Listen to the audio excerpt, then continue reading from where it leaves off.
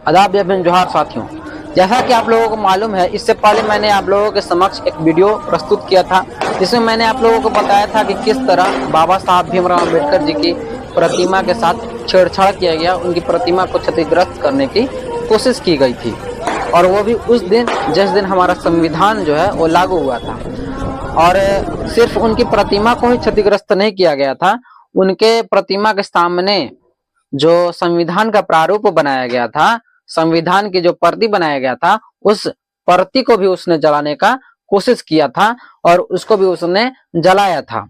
और ये घटना पंजाब की है जहां पर आम आदमी पार्टी की सरकार है और अमृतसर की ये घटना थी। जिसके बाद पुलिस प्रशासन जो है वो एक्शन में आती है और उस शख्स को गिरफ्तार करती है। और उस शख्स को जब गिरफ्तार कर लिया जाता है तो उसे कोर्ट में पेश किया जाता है। तो वहां पर काली कोट वाले जो लोग होते हैं, काली कोट वाले वही काली कोट वाले जो बाबा साहब भीमराव अंबेडकर के संविधान को पढ़कर उन्हें काली कोट पहनने का अधिकार मिलता है और वो वकील कहलाते हैं, एलएलबी की पढ़ाई करते हैं और एलएलबी में वही संविधान उन्हें पढ़ना होता है और जिसके बदौलत वो वकील बनते हैं, वकील कहलाते हैं। वही काली कोट वाले लोग जो थे वो वहां पर उस शख्स का स्वागत करने के लिए उमड़े हुए थे, वहां पर मौजूद थे।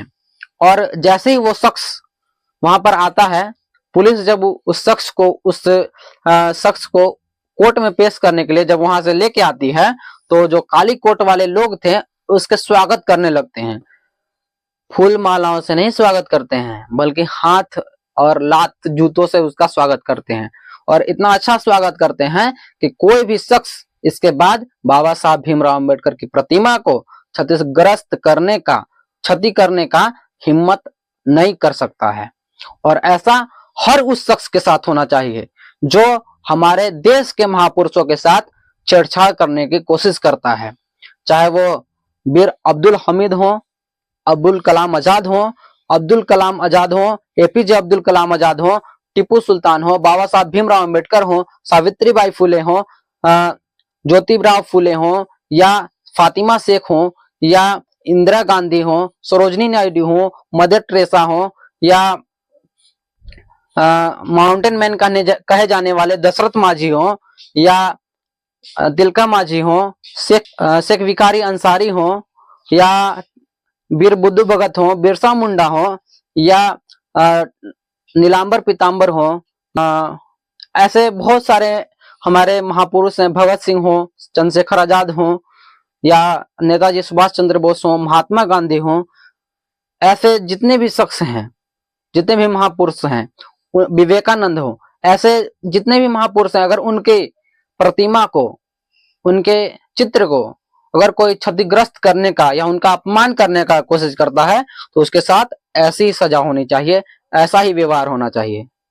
आज हमारे देश में कोई हमारे महापुरुषों का अपमान करता है तो कुछ लोग जो असामाजिक तत्व के लोग हैं, असामाजिक मानसिकता के जो लोग हैं, वो उनका स्वागत करते हैं, जो हमारे लिए बहुत ही शर्मनाक है। उन लोगों को आप लोगों को समझाना होगा और उन लोगों का स्वागत जो है वो इसी तरह होना चाहिए।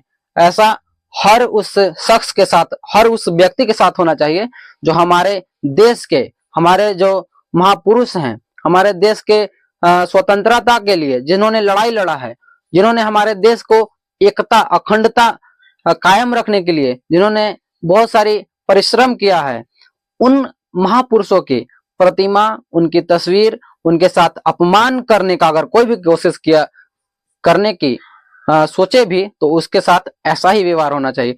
ये एक तरह से उन लोगों के लिए सबक है जो ऐसा करने का सोचते हैं और उन लोगों को अब भी समझ जाना चाहिए।